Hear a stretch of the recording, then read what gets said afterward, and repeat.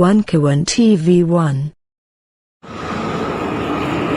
Ya, selanjutnya saya kira minta Pak Haris Azhar ya untuk juga menyampaikan pandangannya ya, tentang terbitnya Perpu.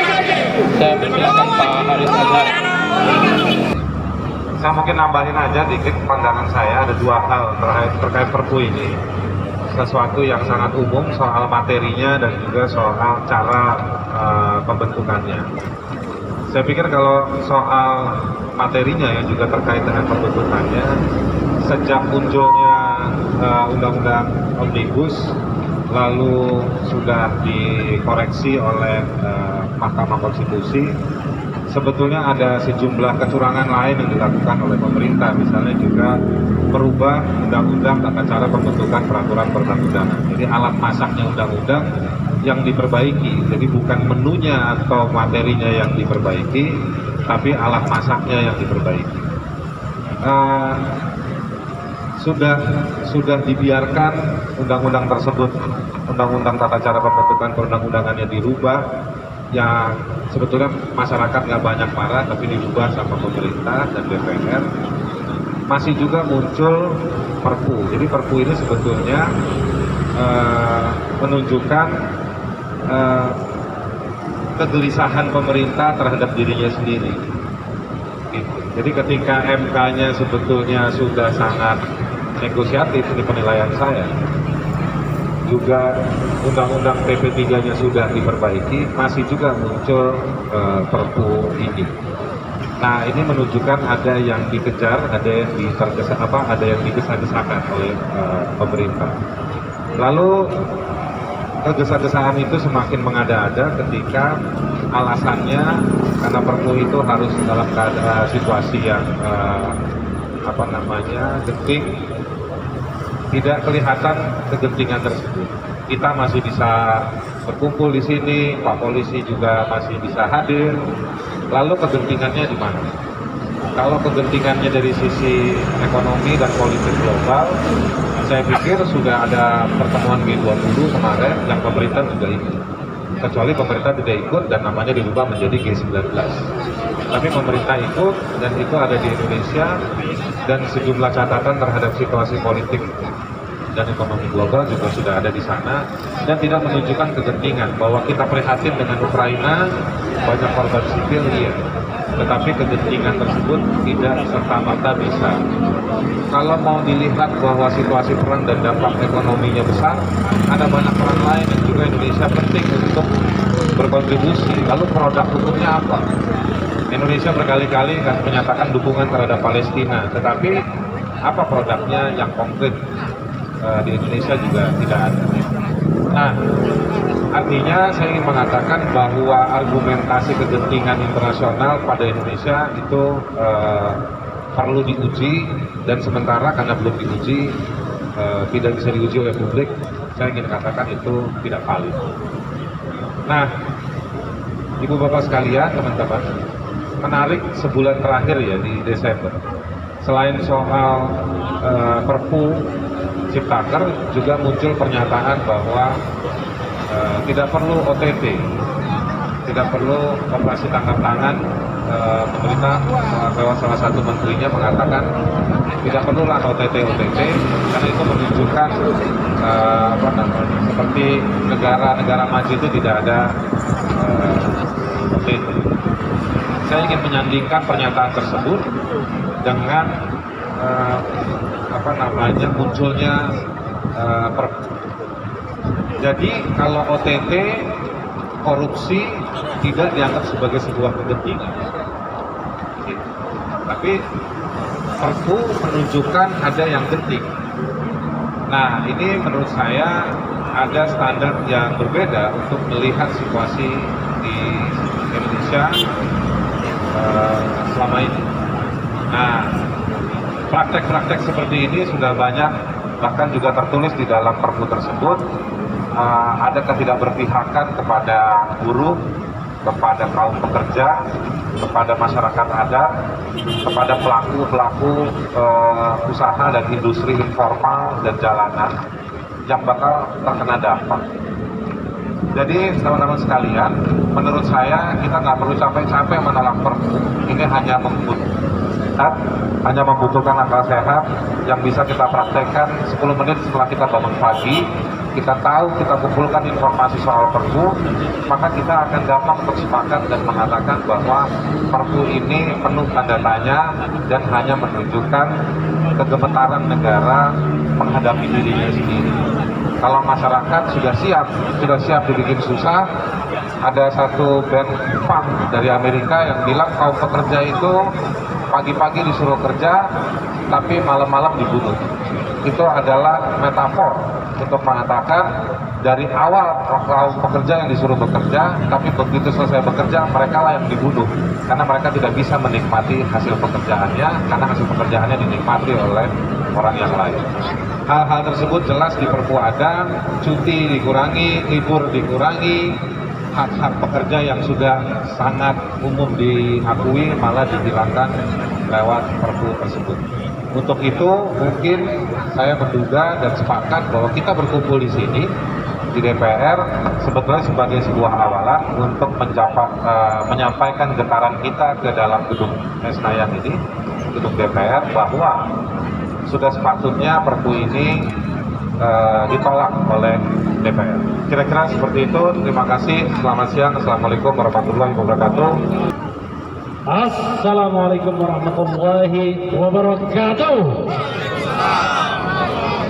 Boleh bilang keren cadas. Jadi kawan-kawan semua, saya di sini sebenarnya ingin meliput, tapi rupanya Presiden atau Ketua Umum KSPSI mengundang saya ke sini. Itu prosedur yang formalnya, tapi secara substantif material saya setuju apa yang disampaikan oleh kawan-kawan buruh semuanya.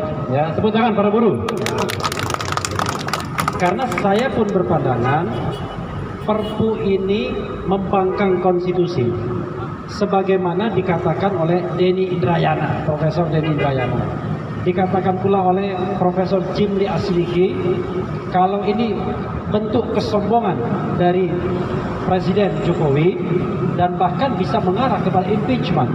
Kalau perbuatan-perbuatan ini dilakukan dan kemudian DPR berkeinginan untuk menindaklanjuti ini lebih lanjut, karena jelas-jelas ini tidak patuh pada putusan Mahkamah Konstitusi. Kita tahu, kawan-kawan semua, walaupun Mahkamah Konstitusi itu terus terang akhir-akhir ini banyak mengecewakan publik, terutama misalnya keputusan mengenai presidensial threshold yang sampai saat ini itu tetap dipertahankan, padahal jelas-jelas itu mengangkangi hak berdemokrasi kita semua. Coba bayangkan, Jumhur Hidayat tidak bisa jadi calon presiden kalau tetap ada presidensial threshold. Mana Jumhur Hidayat? Karena akhirnya dengan presidensial threshold hanya 4 maksimal slot saja. Padahal kita ketahui bahwa ada 18 partai politik. Tapi kendati demikian, namanya putusan Mahkamah Konstitusi sebagai the guardian of the Constitution, sebagai penjaga konstitusi, itu tetap harus dihormati. Karena itu terkait komitmen kita sebagai negara hukum, rule of law. Jadi bukan rule by law, bukan negara kekuasaan, tapi negara hukum. Perintah Mahkamah Konstitusi sebagai penjaga konstitusi jelas, yaitu membuat undang-undang ciptaker yang berdasarkan pada 2 hal. 1, harus didasarkan pada basis yang jelas, dan basis itu sudah dibuat dengan perubahan undang-undang tentang pembentukan peraturan perundang-undangan, di mana di situ disinggung juga pembentukan undang-undang omnibus law yang bersifat omnibus law. Tetapi persoalannya adalah perintah untuk membuat undang-undang ciptaker dengan proses legislasi biasa antara DPR dan Presiden, itu yang tidak dilaksanakan melalui Perpu ini. Bahkan secara sengaja, kawan-kawan semua, Presiden berusaha untuk mengangkangi hak konstitusional, hak legislasi dari DPR. Jadi, bapak-bapak DPR sekalian, sangat aneh bin ajaib kalau mereka tidak menolak Perpu ini. Sekali lagi, aneh bin ajaib kalau DPR tidak menolak Perpu ini. Kenapa? Karena jelas-jelas mengangkangi kewenangan legislasi DPR yang setelah perubahan konstitusi itu beralih dari presiden ke DPR. Jadi perintah untuk membentuk undang-undang dalam kesempatan yang pertama ada pada DPR. Soalnya adalah bagaimana kalau DPR juga tiba-tiba mengabulkan undang-undang Ciptaker? Kira-kira buruh mau ngapain? Jadi kalau kita bicara konstelasi politik kawan-kawan semua, bisa jadi tiba-tiba bapak-bapak, ibu-ibu di dewan ini bukan tersinggung dengan kekuasaan presiden yang otoritarianistik, tapi malah mengaminkan. Aneh bin ajaib. Padahal jelas-jelas mengangkangi kewenangan konstitusional mereka. Kalau demikian, ya sudah, kita nggak bisa lagi berharap dengan DPR. Kita datang lagi ke Mahkamah Konstitusi. Pertanyaan saya adalah, kira-kira kalau kita datang ke Mahkamah Konstitusi bakal dikabulkan kan? Dikabulkan nggak?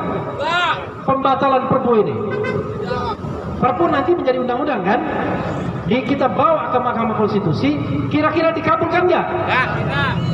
Kalau seandainya DPR tidak menolak Perpu, MK tidak membatalkan undang-undang yang sudah Perpu yang sudah menjadi undang-undang, pertanyaan saya, apa yang mau dilakukan? Apa yang mau dilakukan? Saya nanya.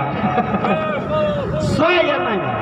Karena negara ini dibangun berdasarkan azas-azas pembagian kekuasaan. Didasarkan pada konstitusi yang kita sepakati bahwa ada check and balances, ada keseimbangan, ada saling cek dan saling mengimbangi dalam kekuasaan negara. Tidak boleh kekuasaan eksekutif presiden mengangkangi dan menghilangkan kekuasaan lainnya, dan kekuasaan lainnya diam saja. Jadi itulah sendi bernegara hukum yang kita sudah tuliskan di dalam konstitusi kita. Jadi sobat semuanya, kawan-kawan semuanya, saya hanya bertanya, seandainya Perpu ini menjadi undang-undang, tidak dibatalkan oleh DPR, tidak dibatalkan oleh MK, apa yang mau kalian lakukan? Apa yang mau kalian lakukan? Wabillahi taufiq wal hidayah. Wassalamualaikum warahmatullahi wabarakatuh.